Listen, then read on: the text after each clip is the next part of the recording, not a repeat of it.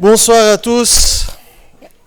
مساء الخير للجميع وميرسي كتير كتير كتير على حضوركم من القلب عن جد. يعني اليوم هيدي القاعة مع كل الأعزاء وكل الأصدقاء عن جد يعني أعطيتونا هيك دفعة وجرعة معنويات إضافية بهالمعركة الصعبة. رح جرب أقسم بين الفرنساوي والعربي، رح جرب أخلط على الطريقة اللبنانية. Nous avons parmi nous des Libanais, des Franco-Libanais qui sont nés à Paris, donc qui n'ont pas une bonne maîtrise du français, du libanais. Donc je vais essayer de mélanger les deux langues autant que possible. Et je voudrais aussi remercier les Français parmi nous. Vraiment, c'est un plaisir aussi de vous avoir. J'espère que ça ne va pas être trop ennuyeux, les parties en arabe. Ah, génial. Voilà, c'est mieux comme ça. Madame Pirillo, merci d'être parmi nous et bonne chance pour vos élections. Et ça marche pas ? Si, ça marche. Et merci à l'association SOS Chrétien d'Orient d'être parmi nous et vous êtes les bienvenus. Et merci de tout ce que vous faites au Liban et tout ce que vous faites pour les Libanais. Merci beaucoup à vous. Vous m'entendez bien derrière ? C'est bon ? Ok. En tant que... je vais me considérer aussi comme franco-libanais parce que j'ai passé quand même 6 ans de ma vie dans la plus belle ville du monde. Je pense qu'on peut le dire on peut le dire sans aucun problème, c'est la plus belle ville du monde. Et vous avez beaucoup de chance de vivre dans la plus belle ville du monde.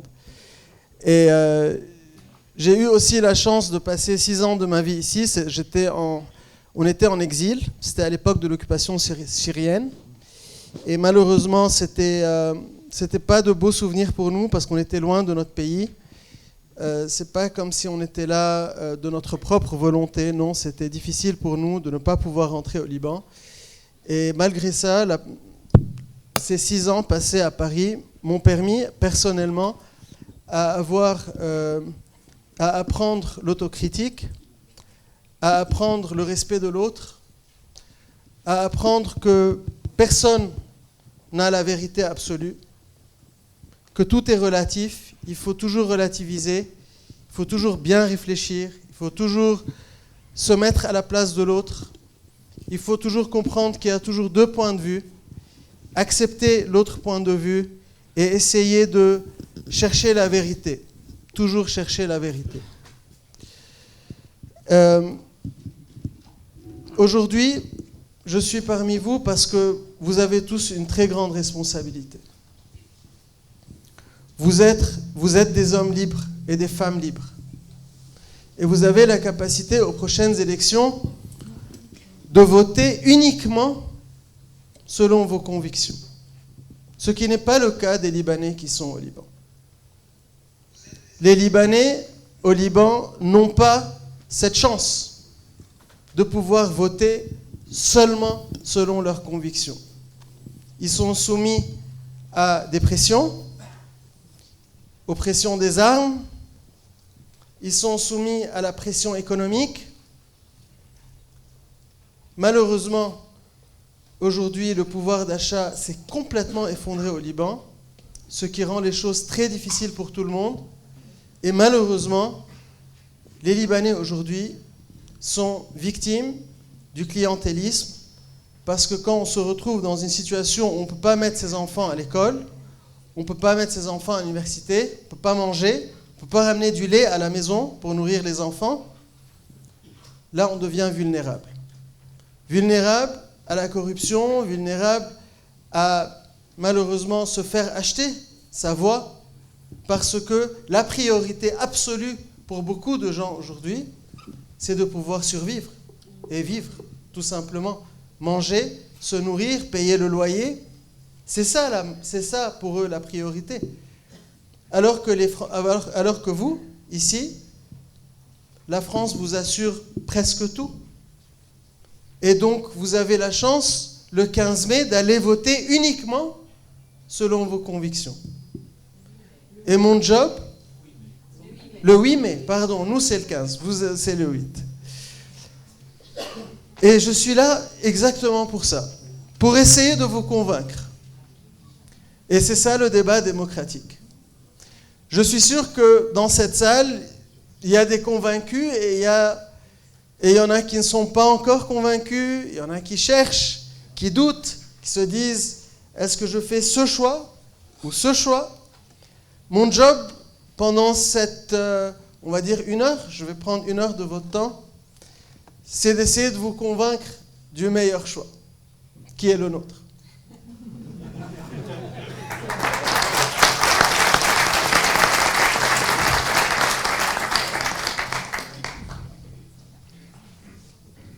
Je vais diviser cette heure que j'ai avec vous en 3 parties. La première partie, on va parler des enjeux de ces élections. La deuxième partie, je vais vous dire pourquoi, à mon avis, le meilleur choix que vous pourrez faire pendant ces élections, c'est de nous donner votre voix. Et la troisième partie, je vais vous dire, pour ceux qui se demandent comment ils peuvent nous aider, je vais vous dire exactement comment vous pouvez nous aider. Parce qu'on a besoin de votre aide. On a besoin de votre aide à tous. Et je vais vous dire exactement comment. Commençons d'abord par les enjeux de ces élections. Je ne vais pas revenir trop en arrière. Je vais revenir à l'année 2015. Est-ce que quelqu'un est dérangé par le français? Vous voulez que je shift au libanais? J'ai aucun problème. Mais... بالمرة. اوكي. يلا. لأنه في كمان بالمرة لبناني. بقى هلا بدي أشوف كيف بدي أعمل. بدي أقسم حالي 2. طيب. اوكي. راح أجرب شكل من وقت لوقت. خلينا نرجع على سنة 2015 لأنه هيدي سنة 2015 هي سنة مفصلية بتاريخ لبنان. ظهروا السوريين سنة 2005 وانقسم لبنان شقفتين. مش الحال؟ زبطت معنا. اوكي. Bon. Voilà.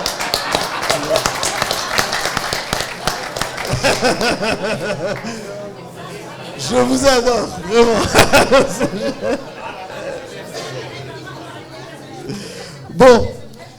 Bon, je vais me permettre de faire ça en français. Et je vais vous dire pourquoi. Parce que toute l'année, je le dis en libanais. Pour une fois, je vais le dire en français. Okay?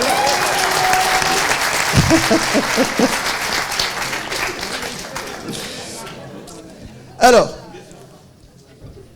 mais j'ai besoin de votre attention. Je ne suis pas là tous les jours et je sais qu'on a 2 mois très difficiles. J'ai besoin de votre attention pendant 1 heure de temps et ensuite, chacun retrouve ses activités, mais j'ai vraiment besoin de votre attention pour cette heure-là. En 2005, les Syriens se sont retirés.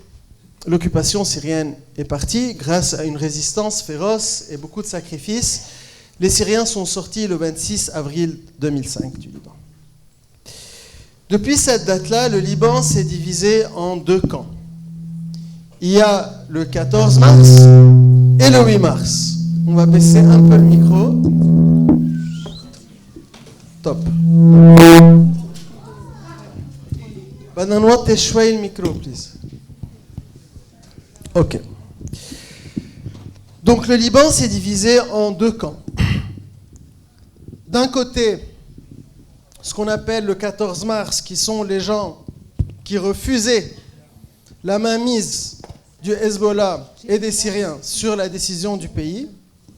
Et de l'autre, le 8 mars, qui sont les alliés du Hezbollah et du régime syrien au Liban. Donc c'était très simple. Tous les Libanais se sont retrouvés dans une situation où ils étaient soit dans ce camp, soit dans l'autre camp. Et dans les deux camps, il y a des gens bien et des gens moins bien. Il y a des gens honnêtes et des gens corrompus, que ce soit dans le camp du 14 mars ou dans le camp du 8 mars. C'est comme ça qu'on les a appelés. Donc tous les Libanais se sont rangés, soit dans ce camp, soit dans l'autre. Et ceci a duré de 2005 à 2015. Il y a eu des assassinats politiques dont les anti-Hezbollah ont été les victimes. Je parle ici de 18 tentatives et assassinats, y compris celui de Pierre Jmeïel, mon frère, Antoine Ghanem, Gebran Twaini,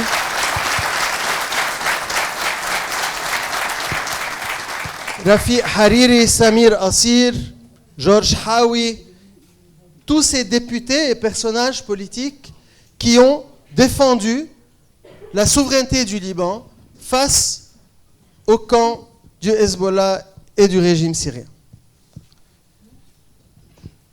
Nous avons résisté. Ils ont bloqué les institutions, ils ont bloqué les élections présidentielles, ils ont tout fait pour mettre la main sur la majorité parlementaire. Nous avons tenu bon. C'était très difficile pour nous. C'était impossible de sortir de la maison sans se poser la question si on allait rentrer à la maison. C'était une période effroyable. Nous avons perdu des gens merveilleux dans cette tentative de résistance à la mainmise syrienne et la mainmise du Hezbollah sur le pays. Malheureusement, cette étape de l'histoire du Liban, 2005-2015, s'est terminée par un compromis. Elle s'est terminée par un compromis dans lequel les deux parties, les gens qui appartenaient à ces deux camps, qui étaient censés être des camps opposés, et nous y croyions, nous y avons cru que nous étions vraiment dans des camps opposés, parce que les deux projets étaient opposés. Il y avait d'un côté un projet qui défendait la souveraineté du pays, l'état de droit, etc., etc., et d'un autre, un projet qui défendait un projet de la résistance islamique au Liban, des relations privilégiées avec la Syrie, etc., etc. C'est deux projets totalement opposés. Même si des deux côtés il y avait de la corruption, c'est vrai. Et même si des deux côtés il y avait des gens honnêtes, c'est vrai. Mais c'était deux camps politiques, deux projets politiques complètement opposés l'un à l'autre. En 2015, qu'est-ce qui s'est passé? Un compromis. Réconciliation entre deux projets opposés qui se sont mis d'accord sur tout sauf sur un projet commun. Ils se sont mis d'accord sur un partage des parts. Ils se sont dit, vous savez quoi, ça ne vaut pas la peine de continuer à se chamailler. Alors, oublions les deux projets et voyons comment on peut prendre ce gâteau et le couper en 10, en 12. Chacun prend sa part du gâteau, chacun prend sa part des projets et des commissions et de la corruption. Chacun prend une part des nominations. Tu prends quelques ambassadeurs, j'en prends d'autres. Tu prends quelques juges, j'en prends d'autres. Tu prends quelques députés, j'en prends d'autres. Et on se partage le gâteau. Et ils ont fini par constituer un gouvernement dans lequel ils étaient tous partenaires. Et ils ont fini par appuyer ensemble le même candidat au présidentiel de 2016, qui est M. Michel Aoun. M. Michel Aoun, le président Aoun, a été élu par toute la classe politique, sauf nous.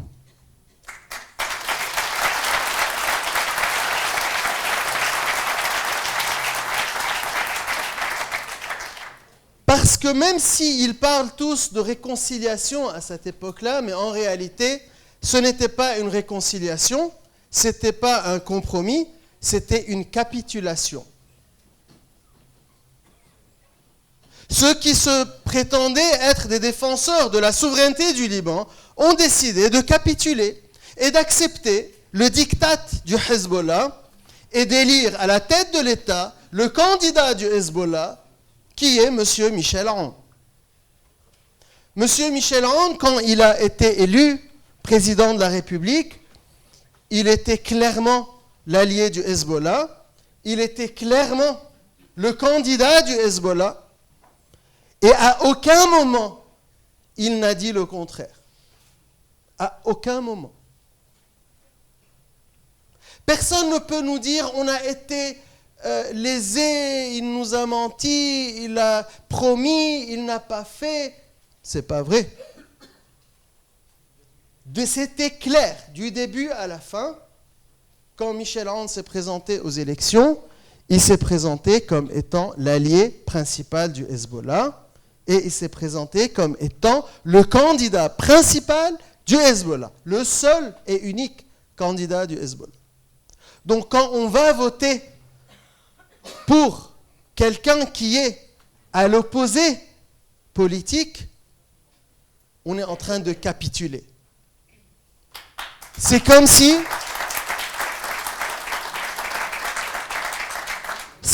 aujourd'hui, M.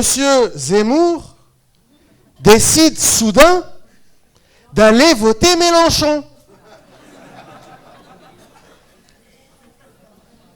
C'était exactement ça. On prend les antipodes et vous voyez les gens se ranger dans le même camp contre toute attente. Et puis on se pose la question, pourquoi ? Pourquoi ils ont fait ça ? Ils ont fait ça parce qu'il n'y a jamais eu, et malheureusement, j'ai appris ça et ça m'a coûté très cher, il n'y a jamais eu de conviction, ni de principe, ni de projet. Il y a toujours eu une soif de pouvoir. Et pour cette raison, en 2016, nous avons décidé d'aller dans l'opposition, de nous opposer à ce compromis qui était complètement contre nature. Nous avons décidé de nous lancer dans une opposition à tout un système. Et en 2016, nous étions seuls. Nous étions seuls parce qu'il n'y avait pas de société civile sur le terrain, il n'y avait pas de révolution, il n'y avait pas d'autres oppositions au Parlement, nous étions seuls, parce que tous les autres groupes parlementaires, et là je parle de 95% du Parlement, soutenaient les gouvernements qui ont été formés sur la base du compromis de 2016. Imaginez-vous un vote de sanction ou un vote de confiance au gouvernement qui est voté à 95%. Imaginez des budgets, les budgets du gouvernement, votés à 90%. Imaginez-vous, il n'y avait pas d'opposition. Nous étions la seule opposition au Parlement pendant toute cette période-là. Et c'est pour ça que, pour nous, c'était très clair. Nous faisons face, d'un côté, à un diktat d'une milice armée qui a pris le Liban en otage et qui a pris la souveraineté du pays en otage et qui décide à la place des Libanais quand il faut aller en guerre ou pas, quand il faut aller en Syrie combattre ou pas. Il décide comment doivent être nos relations avec les pays arabes, comment doivent être nos relations avec la communauté internationale. Pour être plus juste, il décide de casser et de détruire toutes les amitiés du Liban avec les pays arabes et avec la communauté internationale. Et malheureusement, ceci ne peut être fait qu'avec la connivence de la mafia, ou plutôt du cartel politique, qui a été partenaire du Hezbollah depuis 2016. Ce cartel politique formé de tous les partis qui ont participé à ce compromis présidentiel et qui par la suite ont participé aux différents gouvernements qui ont été formés après le compromis présidentiel, qui ont voté ensemble les budgets fictifs, désastreux, qui ont détruit l'économie du pays, qui ont renouvelé ensemble à M. Riyad Salem et le gouverneur de la Banque centrale, et ils l'ont fait à l'unanimité. À l'unanimité. Tous ceux qui aujourd'hui font semblant de se chamailler au Liban ont participé ensemble à tous ces crimes contre le Liban. Ils ont participé ensemble à offrir sur un plat d'argent le pouvoir au Hezbollah en élisant son candidat à la présidentielle, en donnant la confiance à des gouvernements qu'il contrôlait complètement. Et aujourd'hui, nous payons le prix de cette connivence entre la milice et la mafia. Pour rendre la chose facile à retenir, c'est comme notre chocolat que nous mangions quand nous étions gosses, les M&M's. M et M. La mafia, la milice, la mafia. La milice Hezbollah, la mafia, le cartel constitué des partis politiques affairistes qui ont compromis et qui ont capitulé et qui ont ensemble détruit l'économie de ce pays et qui ont détruit l'avenir des enfants et des générations à venir dans ce pays. Et voilà nos enfants, comment ils réagissent à cette histoire-là. Ce fut un cri d'approbation de la nouvelle génération.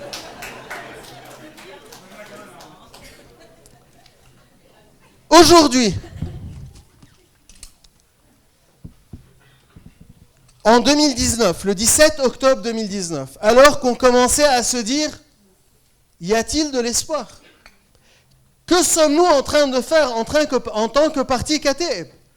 Nous sommes seuls au Parlement. Nous avons voté seuls contre M. Michel Rand. Nous avons refusé de participer aux différents gouvernements.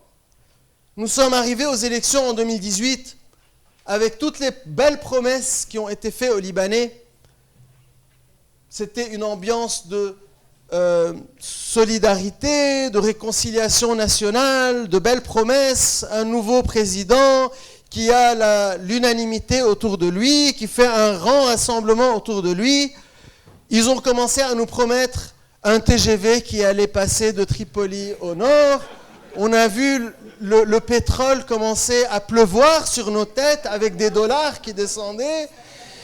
Et les gens se sont dit, c'est pas possible que toute cette classe politique ait tort et que Sami Jmaïl ait raison, ou que le parti KTEB ait raison. C'est pas possible. Sami Jmaïl qui disait en 2018, la livre va s'effondrer parce que M. Riyad Salem fait n'importe quoi. Sami Jmaïl qui disait que c'est Hezbollah qui contrôle le pays, c'est pas vrai, etc. Il commençait à se dire, en 2018, que l'opposition des KTEB, c'était une opposition populiste, sha'bawiye بالعربي. On s'est présenté aux Libanais comme étant ce qu'on appelle en libanais war'it na'we en 2018. On était les annonceurs de la mauvaise nouvelle. En 2018, on a dit aux gens, je comprends les Libanais, pourquoi ils ont préféré voter pour les autres, je comprends. On est venu, on leur a dit, la livre va s'effondrer, Hezbollah contrôle le pays, nos relations avec les pays arabes, ça va s'effondrer. On leur a dit, l'économie va se casser la gueule. On a étudié nos chiffres, on leur a dit, regardez le taux d'inflation, regardez le niveau de la dette, regardez le déficit budgétaire annuel de l'État, c'était clair que le pays allait s'effondrer. Malheureusement, on a dit la vérité. Ça s'est retourné contre nous parce que les gens avaient envie d'écouter monsieur, par exemple, Brahim Kenaan, qui leur disait non, gardez vos livres libanaises en livres libanaises dans vos comptes, etc. Donc oui, moi je comprends, je ne dis rien. Et sans rancune, vraiment sans rancune. Mais aujourd'hui, personne ne peut dire que la vérité n'a pas éclaté aux yeux de tous. La livre s'est effondrée, le pays s'est effondré, nos relations avec les pays arabes sont à zéro, notre relation avec la communauté internationale à zéro, les ambassadeurs arabes ont quitté le Liban, les frontières douanières des pays arabes ont été fermées face à l'export libanais, ce qui est en train de coûter énormément à notre industrie nationale, qui est déjà très limitée et qui va le devenir encore plus.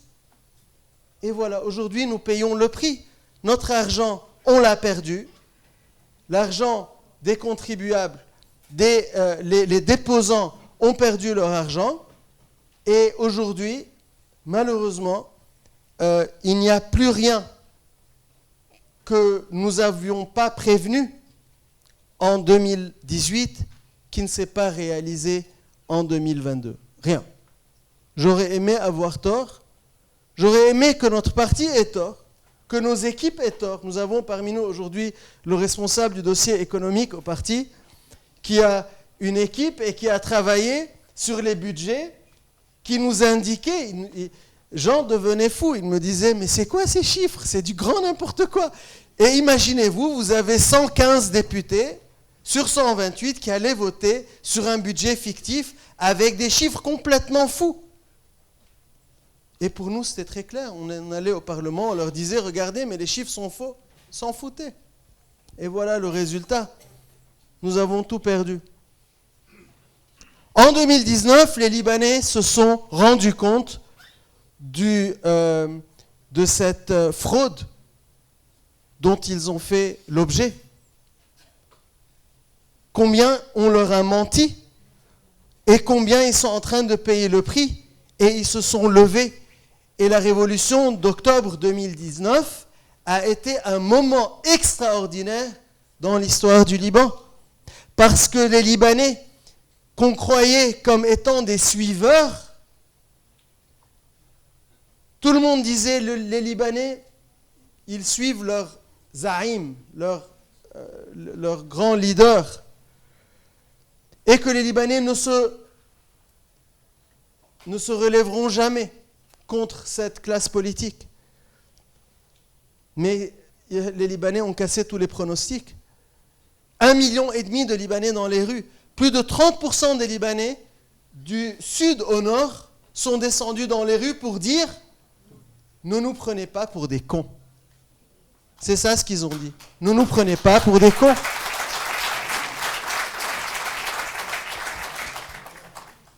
Bien sûr, nous étions les premiers, le 17 octobre 2019, aux côtés des Libanais. Nous sommes descendus dans la rue, nous avons combattu. Ils ont fait une contre-révolution parce qu'ils ont eu peur. Si ce n'était du Hezbollah qui a protégé la mafia, aucun d'eux ne serait resté dans sa maison. Ils seraient ici à Paris peut-être, maintenant. Si le Hezbollah ne les avait pas protégés. Non merci, c'est vrai. Et puis, on s'est rendu compte en tant que parti que nous n'étions pas seuls. Et que finalement, d'un seul coup, alors qu'on était une petite minorité au Parlement, on s'est retrouvé, 5 ans plus tard, une grande majorité au Liban. Et ça, c'est un grand danger pour la classe politique actuelle. Donc, ils ont eu peur. Et ils se sont dit, comment on va faire face à cette vague déferlante de Libanais qui veut en découdre avec nous? Le seul moyen de combattre cette vague, c'est de la diviser. Comment la diviser? Très facile. Textbook. Comment réagissent les régimes dictatoriaux face à leur opposition? Il y a des manuels sur ça. Donc ils ont pris le manuel et ils ont commencé à l'appliquer à la lettre. Première chose, diviser. Reprenez les clivages gauche-droite. Il y a la gauche contre la droite. Il y a les chrétiens contre les musulmans. Il y a les libéraux contre les je ne sais pas quoi. Il y a les conflits qui datent de l'époque de la guerre. Communistes, KTE. Ils ont ressorti tous les clivages qui divisent les Libanais et ils ont tout fait pour diviser les rangs de l'opposition. Malheureusement, ils sont sur le point de réussir. Ils ont tout fait pour nous diviser. Tout. Ils ont utilisé les médias. Ils ont ce qu'on appelle des chambres noires médiatiques qui jettent des rumeurs, ils ont certainement des écoutes téléphoniques, ils savent sur quoi jouer, quelles sont les rumeurs qui peuvent faire du mal, et ils travaillent sur ça. Ils créent des tensions sur le terrain pour que les réflexes communautaires reprennent le dessus, pour que les chrétiens se disent « Ah, ils sont en train de nous attaquer, on va se défendre », et pour que les chiites se disent « Ah, les chrétiens, ils sont en train de s'armer, donc nous, on va s'armer ». Et voilà, on reprend la même chose, et on reprend, et on reprend, et on reprend les mêmes choses qui ont divisé ce pays pour justement diviser les rangs de cette opposition qui est du nord au sud, qui est chrétienne et musulmane. Comment on peut expliquer que les événements de Taïoun se sont éteints tellement rapidement? Comment on peut expliquer que soudain, ces Libanais qui étaient dans les rues ensemble, dans la place des martyrs, sur la place des martyrs, en train de brandir le drapeau libanais et à se jeter des slogans de tir à Jalledib, à Tripoli, des Libanais de toutes les confessions qui se saluaient d'une place à l'autre, 15 000 personnes ici, 30 000 là-bas, 40 000 là-bas, au moment même, ils se lançaient des fleurs d'une place à l'autre. Soudain, ils se sont retrouvés en train de se tirer dessus. Mais l'objectif, ce n'est pas ça. L'objectif, c'est de diviser les Libanais. Parce que la seule chose, et il faut faire très attention, la seule chose qui puisse faire du mal au Hezbollah, c'est l'unité des Libanais. Et rien d'autre. Parce que la division des Libanais, c'est ce que demande le Hezbollah. Parce que c'est sa seule façon de pouvoir atteindre ses objectifs, c'est de diviser les Libanais pour justifier ce qu'il est en train de faire vis-à-vis de sa propre population.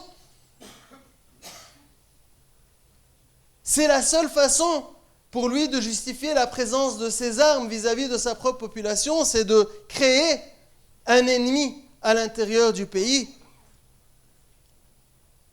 Et le seul moment où on a réussi à casser le Hezbollah et ses alliés, c'est quand nous nous sommes unis et qu'on a réussi à faire tomber un gouvernement que le Hezbollah a sponsorisé, que le Hezbollah a essayé de protéger, qui est le gouvernement Hariri, qui est tombé 2 semaines après la révolution du 19 octobre. Hezbollah, le secrétaire général du Hezbollah, est sorti 3 fois à la télé. Il a menacé. 1 fois, 2 fois, 3 fois. Ils sont descendus, ils ont essayé de créer des problèmes à la place des martyrs. Ils n'ont pas réussi parce que les Libanais étaient unis. Les Libanais étaient unis. Le 14 mars 2005, nous avons réussi à faire sortir le Syrien du Liban parce que nous étions unis. Et je peux vous dire, en tant que Khatib, nous avons passé 15 ans à essayer de faire sortir le Syrien. Et avec nous, il y avait les forces libanaises et le courant patriotique libre et les Ahrar. Et pendant 15 ans, nous n'avons pas réussi. Ce n'est que quand les Libanais se sont unis qu'ils ont réussi à libérer leur pays. Et aujourd'hui, ce n'est qu'en nous unissant avec un projet national, libanais, purement libanais. Ce n'est qu'en rassemblant la nouvelle génération, ce n'est qu'en cassant tous les obstacles qui séparent les Libanais les uns des autres. Ce n'est qu'en se débarrassant de tous les démons qui nous poursuivent jusqu'aujourd'hui que nous arriverons à nous débarrasser de tout ce qui est en train aujourd'hui d'empêcher le Liban de devenir un État de droit, démocratique, pluraliste, un pays moderne, avec des gens compétents qui le gouvernent, avec nos meilleurs éléments dans les meilleurs postes de l'État. Nous avons les meilleurs médecins au monde. Et on trouve le moyen de nommer quelqu'un qui n'a pas de licence au ministère de la Santé. Nous avons les meilleurs ingénieurs au monde. Les meilleurs ingénieurs et architectes au monde.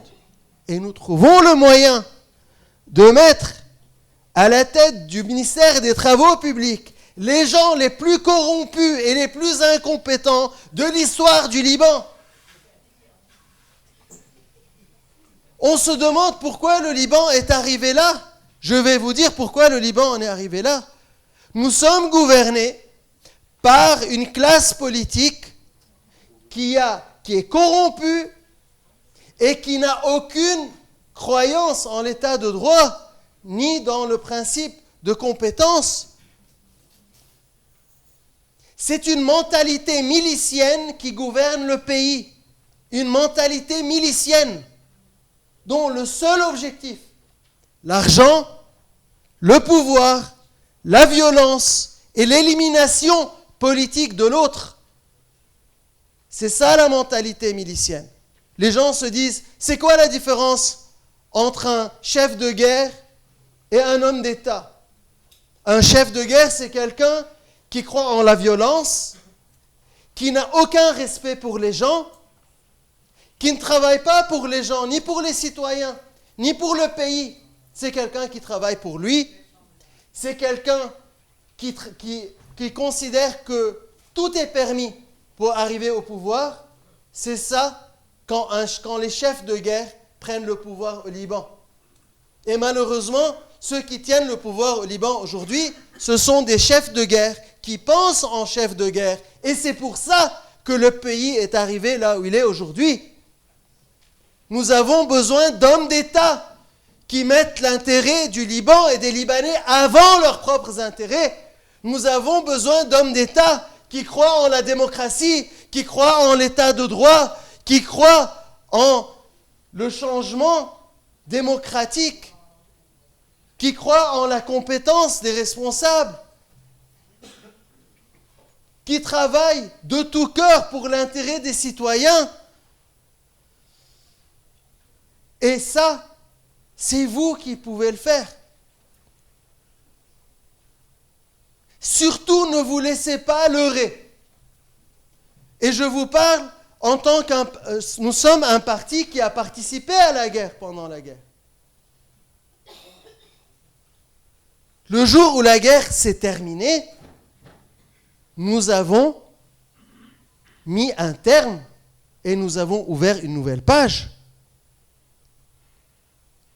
Et nous avons réussi à nous transformer. Nous avons réussi à faire des réconciliations. Nous avons réussi à dépasser l'époque de cette guerre.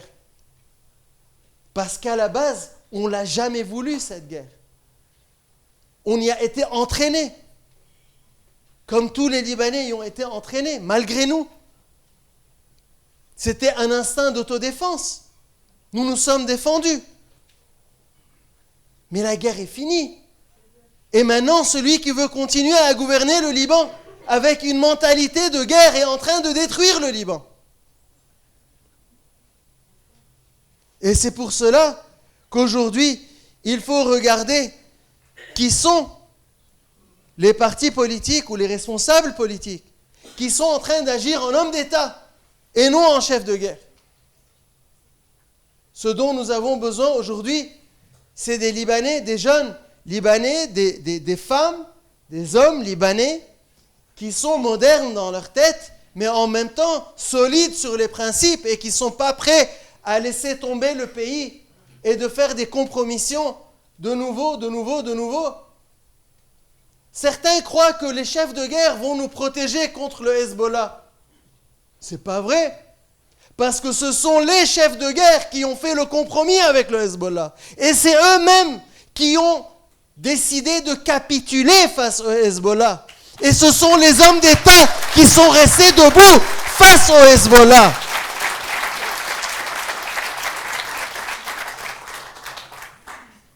Ce n'est pas vrai. Parce que les chefs de guerre n'ont pas de principe. Ils recherchent seulement leurs intérêts. Et moi, je fais une grande différence entre les chefs de guerre et les vrais résistants. Les résistants qui ont défendu le pays sont les premiers à avoir pris le chemin de l'état de droit et qui ont décidé de se comporter en hommes d'État. Alors que les miliciens qui ont une tête de milicien, une mentalité de milicien, même quand en période de paix, ils continuent à se comporter en miliciens. Parce que c'est une mentalité.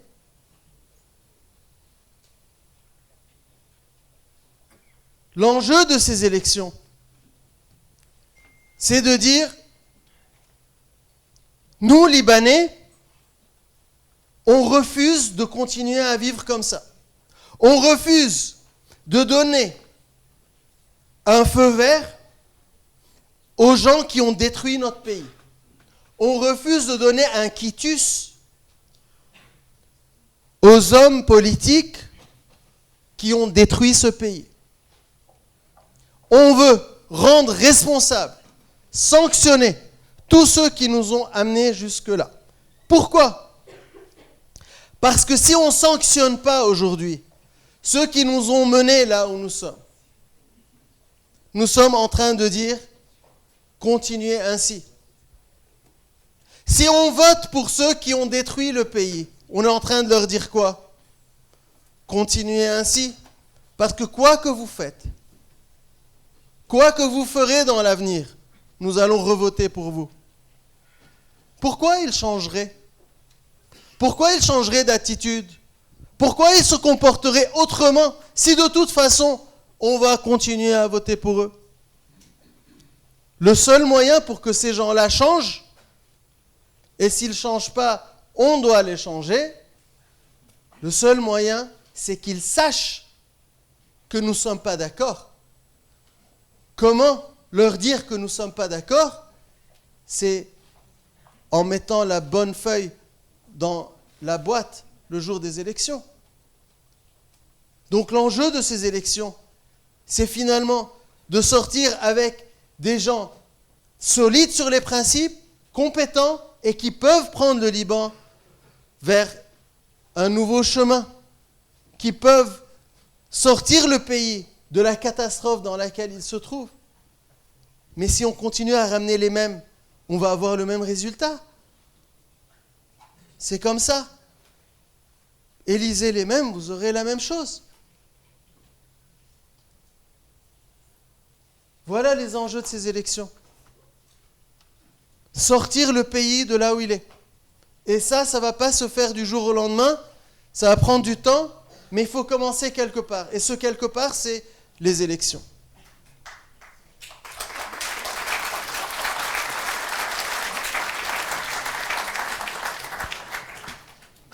Pourquoi voter pour nous ? Pourquoi voter pour nous? Je vais vous donner 3 raisons valables. Première raison, c'est parce qu'on n'a jamais menti. On a toujours été honnête. On a dit la vérité.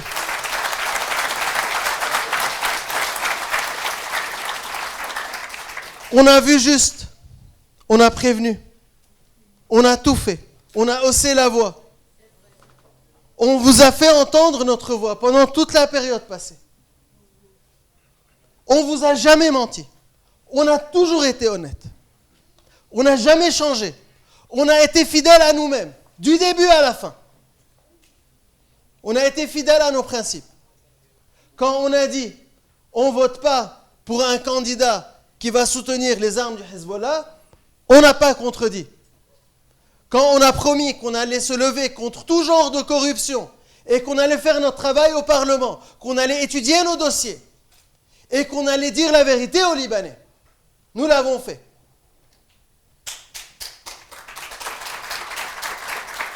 Deuxième raison, c'est parce que nous avons un programme. Ce programme politique que nous allons annoncer le 30 mars, vous suivrez sûrement ça à la télé, c'est un programme politique, économique, social, avec une partie sur l'éducation, la santé, l'écologie. Nous avons une vision qui est globale de comment on veut bâtir ce pays dans l'avenir. Ce programme, il sera à votre disposition, il sera sur notre site web, il sera également printé. J'ai essayé de rattraper, d'avoir le temps de vous ramener avec moi quelques copies. Malheureusement, l'imprimerie ne nous a pas permis de... Merci. L'imprimerie ne nous a pas permis de vous rattraper, mais ce n'est pas grave. Mais dans tous les cas, vous allez suivre ça le 30 mars. En principe, nous allons annoncer notre programme politique. Nous allons mettre les grandes lignes. Nous allons annoncer les grandes lignes. Et nous allons le publier sur notre site web. Vous pouvez rentrer et le lire dans tous ses détails. Il sera traduit en français, en anglais. Parce que nous croyons en la démocratie. Et la démocratie nécessite des programmes. Malheureusement, au Liban, ils font des élections sans programme. Nous avions un programme en 2018, nous avions un programme en 2009 et nous aurons notre programme en 2022 qui sera annoncé le 30 mars en principe. Ce programme, il est exhaustif à partir des réformes structurelles de l'État, parce que nous croyons en des réformes structurelles de l'État nous préconisons une décentralisation poussée, nous préconisons la neutralité du pays. Nous avons même présenté une loi constitutionnelle en 2016, si je m'abuse. Une loi constitutionnelle pour incorporer le principe de la neutralité dans l'introduction de la constitution libanaise. Malheureusement, nous n'avons pas trouvé les 10 députés nécessaires pour signer cette loi, qui est la loi pour la neutralité. Imaginez-vous, nous n'avons pas trouvé 10 députés pour signer la loi de la neutralité. Et aujourd'hui, on ouvre la télé, on entend, tout le monde parle de neutralité. C'est devenu le slogan de tout le monde. Et quand nous l'avions proposé en 2016, nous n'avons pas trouvé 10 députés capables de signer pour qu'on puisse présenter cette loi. Ce sera à vous de juger sur ça. Nous avons préconisé un Sénat, l'incorporation du Sénat, pour qu'on puisse aller doucement mais sûrement, lentement mais sûrement, vers une vraie citoyenneté libanaise. Donc, au niveau de la structure de l'État, bien sûr, je donne quelques exemples des réformes structurelles. Au niveau économique, nous avons prévu des étapes à court terme, moyen terme, long terme. Il y a des choses à faire tout de suite pour sortir le pays de la crise. Ensuite, réorganiser notre économie et aller doucement vers une économie productive qui puisse assurer la pérennité et qu'on ne tombe pas dans les dédales de ce que nous vivons aujourd'hui. Parce qu'il faut parler quelques mots d'économie. C'est quoi le problème ? Le problème, c'est qu'un système a été mis en place depuis 1992 qui a tout misé sur le secteur bancaire. Donc, tout l'argent qui venait au Liban allait dans les banques. Et à travers les banques, un peu dans le secteur foncier. C'est pour ça que le Liban était très riche. Pas parce qu'il produisait quoi que ce soit, parce que le Liban n'a jamais rien produit, malheureusement. Nous avons une production qui est très limitée. Mais nous étions riches parce qu'on avait beaucoup d'argent qui rentrait au Liban, mais il allait où ? Dans les banques. Ce qui fait que, peu à peu, quand il y a eu la crise politique au Liban, que le Hezbollah a commencé à mettre la main sur le pays, tout cet argent qui rentrait dans les banques a arrêté de rentrer. Il y avait moins d'argent qui rentrait. Beaucoup d'argent qui sortait parce que les gens commençaient à avoir peur. Beaucoup d'Arabes ont sorti leur argent des banques libanaises. Et donc, on a vu cet argent commencer à sortir. Sortir. En plus de ça, il fallait financer la corruption du pays. Il fallait financer la livre libanaise pour qu'elle reste stable. Donc finalement, cet argent, entre l'argent qui est sorti et l'argent qui a été dépensé pour financer l'État déficitaire ou financer la PEG, ce qu'on appelle le taux de change fixe, finalement cet argent a disparu. Et le jour où cet argent a disparu, on s'est retrouvé sans rien parce qu'on n'avait rien d'autre et on s'est rendu compte qu'on n'avait rien d'autre. On s'est rendu compte que notre commerce n'était pas assez fort. Nous nous sommes rendus compte que notre industrie n'était pas assez forte. Nous nous sommes rendus compte que notre agriculture n'était pas assez forte, que nous n'avions pas travaillé assez pour avoir une économie équilibrée et productive. Et voilà pourquoi aujourd'hui on a du mal à sortir de la crise dans laquelle nous sommes. Donc, il y a des solutions à tout ça. Je ne vais pas rentrer maintenant dans tous les détails de notre programme, mais c'est juste pour vous dire que nous avons un programme qui est total, du structurel jusqu'à l'écologie. Troisième raison pour laquelle il faut voter pour nous, parce qu'avec nous, vous êtes sûr de ce que vous aurez. Avec nous, vous ne prenez pas de risque. Vous savez qu'il n'y aura pas de compromis contre l'intérêt du pays. Vous savez que vous élisez des gens qui vont être fidèles à ce qu'ils vous ont promis. Et ça, on l'a prouvé. Il y en a qui ont prouvé que vous ne pouvez pas leur faire confiance. Il y en a, on ne sait pas, parce qu'on ne les a pas essayés. Je suis sûr qu'il y en a beaucoup qui vont être comme nous. Et j'en connais beaucoup. Et c'est pour ça qu'on va s'allier aux prochaines élections avec beaucoup de nouvelles forces émergentes, avec des indépendants, avec des gens qui nous ressemblent. Et on sait qu'ils ne feront pas de compromis. Et il y en a d'autres que je ne peux pas vous garantir. Parce que je ne sais pas. Peut-être qu'ils vont être fidèles, peut-être que non. Peut-être qu'ils ne feront pas de compromis. Peut-être que oui. Mais ça, je ne peux pas le garantir. L'avantage avec nous, c'est que vous nous avez essayé. Vous nous avez essayé, vous avez vu que même dans le pire des cas, nous étions seuls. Et nous étions sûrs que nous allions perdre.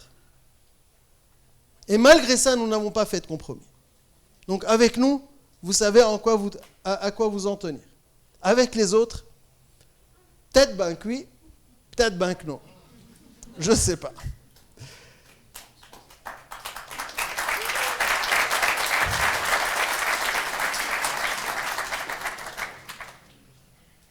Je suis très en retard, je sais. Je vais finir avec la troisième partie. Comment vous pouvez nous aider ? Nous avons besoin de chacun de vous. Premièrement, d'aller aux urnes le 8. d'aller voter le 8. Deuxièmement, de mobiliser les gens que vous connaissez autour de vous. Vos amis, votre famille, d'encourager tout le monde à aller voter le jour des élections. Troisièmement, c'est de rentrer en contact avec tous les Libanais qui sont encore au Liban et de les influencer positivement. Parce que vous avez tous de la famille au Liban, vous avez tous des amis au Liban et vous avez tous une influence sur beaucoup de monde au Liban. Et donc vous pouvez énormément influencer ces élections. C'est pour ça que nous vous demandons de vous mobiliser avec nous. On a encore 2 mois. 2 mois pour changer le cours de l'histoire au Liban.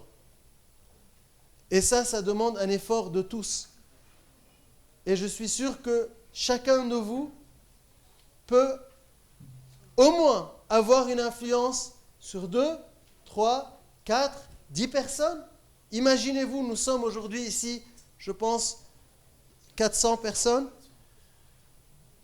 Si chacun de vous influence 4, ben voilà, on est déjà à 1700 personnes, 1600 personnes. Énorme.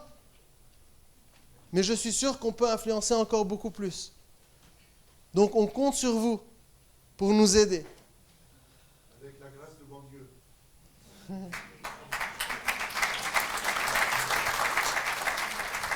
On compte sur vous pour nous aider. C'est une bataille difficile. Nous faisons face à des moyens énormes qui viennent de plein de pays, d'États qui sont en train de financer certains partis et qui dépensent énormément d'argent et qui font du clientélisme, qui maîtrisent les médias.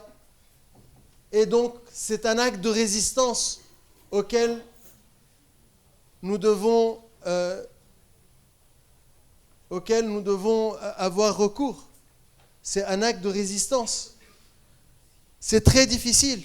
Mais, en même temps, au Liban, je vois une énergie magnifique. Et toutes les statistiques que nous avons effectuées nous montrent que les chances pour le changement sont énormes. Énormes. Malgré le fait qu'ils font tout pour démoraliser les gens. Ils leur disent rien ne va changer. Ça, c'est la propagande de l'État. Rien ne va changer, ils sont divisés, ça ne va pas marcher, et c'est les mêmes qui vont revenir. Vous entendez ça du matin au soir, n'est-ce pas? Du matin au soir. C'est pas par hasard. C'est pas par hasard qu'on entend ça du matin au soir. Parce qu'ils veulent nous démoraliser.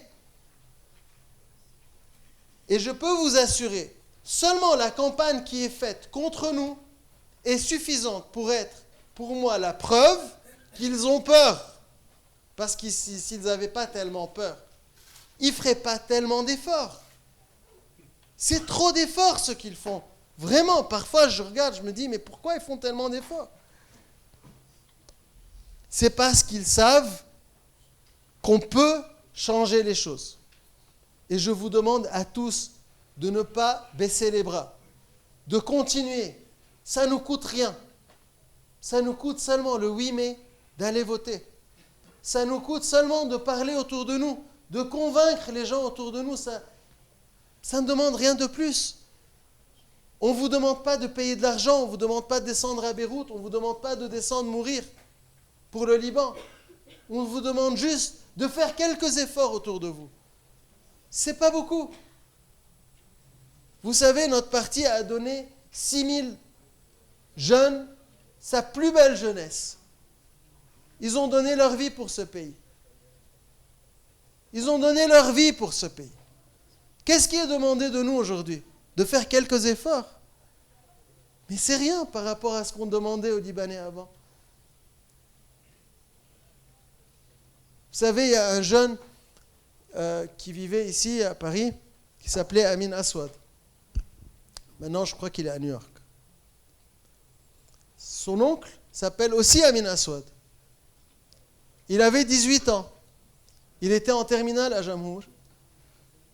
Et il est mort au champ de bataille pour défendre le Liban contre un occupant. Aujourd'hui, on ne demande pas ça. On ne demande ça à personne. On demande un petit effort, de voter juste, de faire attention à la propagande, de ne pas se laisser prendre à la propagande, de bien analyser et de surtout bien repérer les menteurs, parce qu'il y en a beaucoup. Et comment on repère les menteurs? Il suffit de comparer les paroles et les actes. Aussi simple. Comparer les paroles aux actes. C'est comme ça que vous pouvez repérer les menteurs. De notre part, je vous promets qu'on ne changera pas. On restera comme ça. On va continuer à se battre. Ce pays, c'est notre pays. Le Liban, c'est tout ce qu'on a de plus cher. On va continuer à se battre pour qu'un jour, on puisse vous voir tous à Beyrouth. Merci beaucoup.